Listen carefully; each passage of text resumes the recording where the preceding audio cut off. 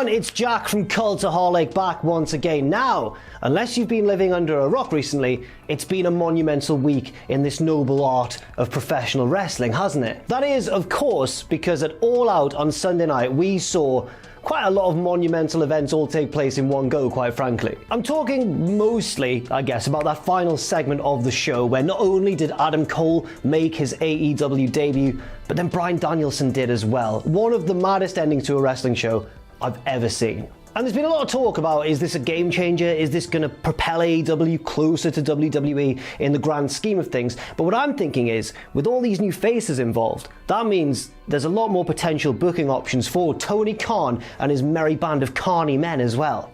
That was a bit mean. So, without any further ado, I thought what better way to explore these options than to kind of throw them out to you in the YouTube sphere. But I must point out, please do leave your own suggestions in that comment section down below, because needless to say, I'll have missed something very obvious surely. There's just so many things to deal with. So let's crack on with it and take a look at 10 AEW Dream Matches we now need to see.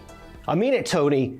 We need it. Number 10, let's just fly straight in there, because this one kind of presented itself to us anyway on Sunday night. I'm going to talk about Adam Cole versus Jungle Boy. Yeah, as I mentioned, this one kind of writes itself, because Jungle Boy was of course the victim of Adam Cole's super kick when he immediately turned heel upon making his debut. So I think that kind of will potentially happen in the near future, and I really hope it does. That's because I feel like Jungle Boy's style in the ring really lends itself well to somebody like Adam Cole. I'm not saying that Jungle Boy is pigeonholed into one particular style. He can have great tag matches, he can have great matches with the likes of MJF, he can have great matches like that phenomenal one against Dax Harwood, for example. But I think against Adam Cole, Jungle Boy could really cut loose. We've seen Cole have some outrageously good matches in NXT with people of a similar size and stature to himself, like primarily Johnny Gargano, of course.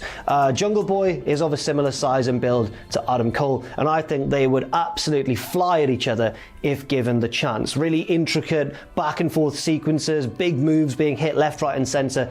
I think that this could arguably be a match of the year contender if they were given the chance. Outside of the ring too, the dynamic is fantastic in my opinion. You've got the purest, cleanest babyface in the world. Everybody loves him. He comes out to a banger of a theme tune, and then you've got Adam Cole, the heeliest of all the heels. I think again, it writes itself. And what a handsome match as well. Oh, it might be too much for one bout. Too much handsome. Speaking of Adam Cole, let's now take a look at another potential big match, which I think again may well have presented itself to us, and even if it didn't, I want to see it anyway. Adam Cole versus Bryan Danielson. Bit of an obvious one, but it has to be on my list. Now, they've actually wrestled before, maybe not as much as we'd like to think, but they did have that amazing SmackDown match in 2019, which Adam Cole quite surprisingly won, and I remember everybody was kind of raving about it for a little while afterwards. Bryan Danielson would probably want revenge, wouldn't he, though? As for a reason behind this match, as for a motive for both men to want to face each other, we don't really have to dig too deep, do we? You know, Adam Cole was upstaged by Bryan Danielson. Adam Cole is incredibly cocky. He thinks he's better than Bryan Danielson, and I think he'd probably have to be proven wrong. The only drawback is, I don't want either of these guys losing so soon into their AEW runs, especially after such a pair of amazing debuts. So I reckon this has to take place way further down the line. But it doesn't stop me including it in this video, because I just think it would be an amazing match. And because both men are so used to having long or a series of long matches with various different opponents over the course of their careers, I think we'd also have to perhaps in preparation watch their first match back on SmackDown in 2019 and see if they include any of those intricate little moments from that bout as well. And speaking of Bryan Danielson, I think another match, which again has the drawback of me not wanting to see either man lose for a while, but one which I think should take place somewhere down the line because it's too good not to, is Bryan Danielson versus Malachi Black. Now, I'm hoping and praying that Malachi Black does not get absolutely decimated by Cody Rhodes whenever he inevitably comes along for revenge. And at the time of recording, Malachi Black's next opponent is Dustin Rhodes. And whenever Cody needs to come back and deal with someone with the power of America and being blonde and having good teeth, it's normally Dustin who's the fall guy to set up that match. So that's certainly a worry, not least because Tom Campbell will never let me hear the end of it, because we've got a bit of a running bet going on that, you know, I think Cody will not win against Malachi Black. Tom thinks it's inevitable that Cody will. And I think I might be on the losing side of this one, but I'm going to stick to my guns for now. That's not the only reason that I hope Cody loses, though. I want Cody to lose because, as I mentioned, I want Malachi Black to be protected so he can go on and eventually be built up to huge dream matches like this one. According to cagematch.net, which I logged onto approximately sort of 10 to 15 minutes ago, Bryan Danielson and Malachi Black have wrestled in the same match only twice. One was the 2020 Money in the Bank ladder match, fair enough. That doesn't really count, does it? The other one certainly does. It was at a WXW event. It was in the Ambition Shoot Style tournament that I think takes place annually around the time of 16 Karat Gold, like the big WXW weekend. Bryan Danielson, I'm going to need to get used to that, he won that match and progressed to the final where he won the whole thing. This would be a different story. Now they're both on a much more similar level, aren't they? And they need to wrestle more, man. And I think their styles just work so perfectly for each other. Imagine the kicks. Imagine the kicks alone. They could have a match where the stipulation is kicks only, and it would still probably be an absolute banger. But at the same time, again, I must stress, this shouldn't take place in the near future at least. I think we need to wait a little bit and wait for things to progress further down the line. And then when that does happen, it's another good versus evil narrative that kind of writes itself. This one might need a bit more of a motive, but I still think they can get there in a few easy steps. Now, Danielson and Cole weren't the only big debuts, of course, at All Out, so that's why our next match is going to concern Ruby Soho, who of course made another massive debut on the night. She was revealed as the Joker of the Casino Battle Royale, of course, and won the match as well, last eliminating Thunder Rosa after a very nice back and forth. And unfortunately for this video, that's two of Ruby Soho's biggest matchups, I think, anyway, that's just AEW already seem to be putting together, maybe, especially the one against Britt Baker. That's the one that I think has the strongest narrative running through it. You've got Britt, she sees herself as this dentist, this intellectual. She sees herself as this dentist. She is a dentist, but she sees herself as this intellectual, this high-class woman. She looks down on everybody. And then you've got Ruby Soho, who's like, you know, a wrestler of the people. Come on, Ruby. I think that dynamic sets itself up really naturally. The other match that I'd want to see Ruby in would probably be Thunder Rosa as well. But I consider those two cheating because one's definitely going to happen and one possibly is very likely to. So I think that I'm going to go a different route, and I'm going to say that for this video, I really want to see Ruby Soho face Jamie Hayter. I think that works quite well. The reason for that is that, just imagine how stiff it would be. Watching Ruby Soho in that Casino Battle Royale, I got kind of reminded what she can do and what we saw of her in NXT, and if you followed her career on the indies before that as Heidi Lovelace, then fair enough, I wasn't too familiar. But she kicked ass, didn't she? And then on the main roster, that kind of got diluted like so many NXT call-ups do. She needs an opponent that can bring that fire back out of her, and I think Jamie Hayter is the perfect candidate. It's babyface versus heel, and Hayter hits hard. And Ruby Soho hits hard as well when the situation calls for it. She did against Thunder Rosa in the final moments of Sunday's match. We're going to move quickly on though, because the next one concerns Ruby Soho as well. I also want to see Ruby Soho take on, when she returns from injury, Serena Deeb. I haven't got any sort of clever reason for this one. I'm just a huge fan of Serena Deeb. I think she's absolutely phenomenal. One of the most natural professional wrestlers in all of AEW. Yeah, she can have great matches with anybody. And the wonderful thing about Deeb's matches is that win or lose, it's a struggle. It's a real battle between two fierce competitors. She brings out the best in her opponents, pretty much every single person she's faced in AEW. When she wins the match, it feels as though it's been a real effort for her to get there. She certainly doesn't bury her opponents or make them look weak in any way at all. They come out looking stronger even though they've lost. Likewise, when Deeb loses a match, it's been a real war to overcome her. And I think that Ruby Soho, again, would probably win this if it happened pretty soon. But I think that would be fine because I don't think it would harm Deeb at all. We all know how brilliant she is, and I think that would really shine through in this match. But she wasn't the only debut at All Out. No, because we had a fourth surprise face show up as well, didn't we? And that was the rather menacing face of New Japan's Minoru Suzuki. I imagine that Suzuki's only going to be there for a short time for that quick match with Jon Moxley, and then he'll be back off to Japan.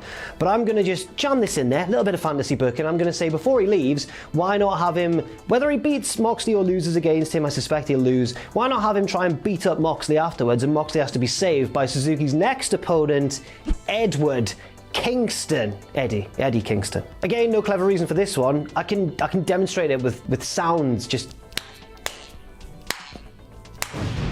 starting to hurt my knuckles a little bit. I'll stop there. They're going to hit each other a lot in the face. That one writes itself as well. You could argue that maybe it's the wrong way round. Suzuki's faced Moxley, then he's facing his kind of less over or less, his tag partner of less stature, I suppose, on the global stage. But I actually think that I'd maybe prefer to see Kingston versus Suzuki than Moxley versus Suzuki. I mean, we've seen Moxley Suzuki before in New Japan anyway, and it was brilliant.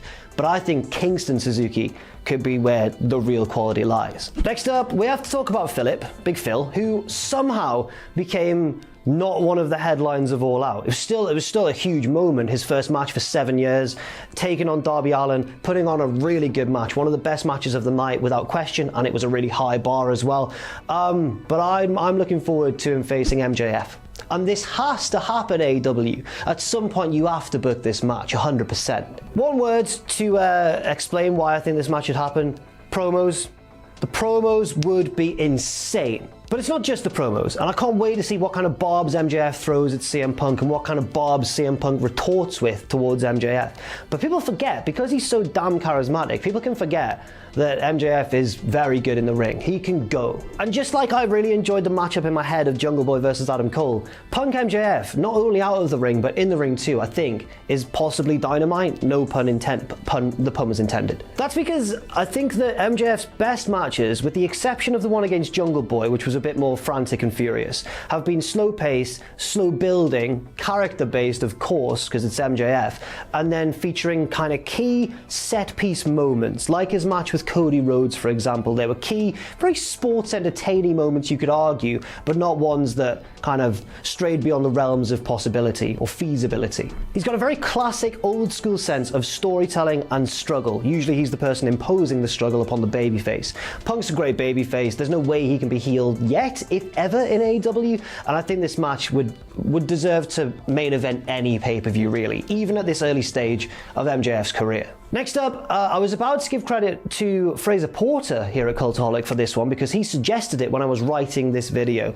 Then he told me that actually CM Punk himself had suggested it on Renee Young's podcast, so Fraser deserves no credit for anything ever. But the match is a good one though. CM Punk teaming with Bryan Danielson to take on Matt and Nick Jackson, the Young Bucks. The Young Bucks have this stigma, I've talked about this before, that they can't tell stories, they're just spot monkeys. And for anybody who doesn't really like them in the ring, I'd say that's fine, you're entitled to your opinion, but please do check them out in New Japan when they had matches with no stipulations, classic tag team matches. They were usually the heels and they would chuck in all the storytelling beats they could think of. In a measured way though, when I say they chucked them all in, I didn't mean that they filled their matches with a lot of moments and overfilled it, which of course they sometimes are guilty of doing these days.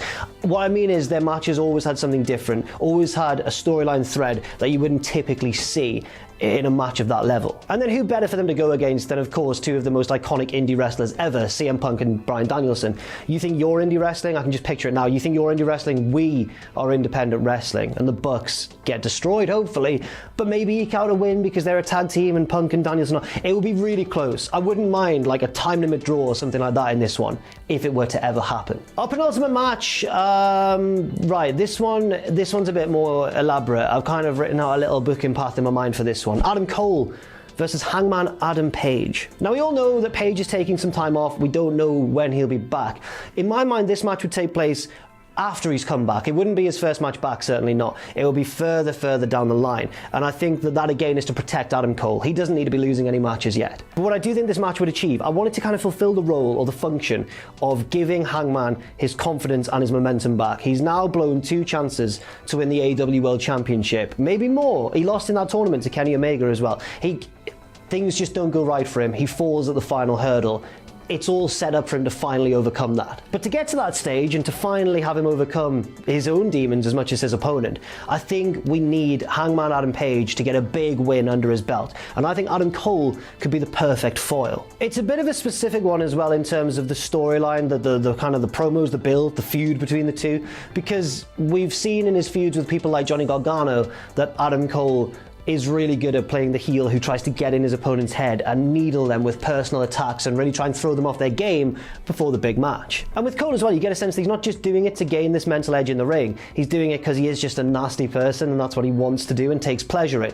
Hangman Page is the most sympathetic character in all of wrestling today, and the crowd would really get behind him if Cole was up to his usual tricks. That's pretty much the reason for it. Of course, I think the match would be an excellent one as well. I almost put in CM Punk versus Hangman Page just because of the whole straight edge versus drinker thing, but I thought, no, I think that might be one for even further down the line. And finally, in my mind, my most anticipated match of all of these possibilities, and again, leave yours down below, but this was the one that most immediately sprang to mind for me. Bryan Danielson versus Kenny Omega. How can you not have that as your answer? This is going to happen, isn't it? This has got to happen. You can't bring Bryan Danielson into your promotion and not give him a title shot at some point soon. And if he gets it, does he win? Does he beat Kenny Omega? There's plenty of reasons why AEW should do that. Think of the publicity boost. You've put the belt on one of the biggest stars around, and I think that could really benefit them not only in the short term, but in the long term too. But then again, they've got loads of reasons not to do it as well. So I wouldn't know who was going to win this match heading in. Reasons for not doing it, you know, it kind of maybe takes away from Hangman's ultimate moment of triumph. I don't know if that is still the plan long term. I think there's so many elements that would make this wildly unpredictable. One thing I can predict is that the match would be amazing. You've got two of the best wrestlers in the world, two of the elite level talents of the past decade plus in the form of Bryan Danielson, and certainly the last decade in the form of Kenny Omega. I think this is a dream match, and the most amazing thing about, I think, All Out this past weekend is that these sort of dream matches aren't just now possible, but I think you could argue for some of them are now likely. That's exciting. So thank you very much for watching this little rundown that I've put together. But again, yeah, leave yours below because I will have missed some. I didn't even mention Pac, for example, Andrade. There's loads of people who could get involved with these new faces in AEW. The possibilities are endless. Let me know yours below. Thank you very much for watching this video. I've been Jack from Cultaholic. Stay safe out there, of course. Stay positive, and I'll see you very soon.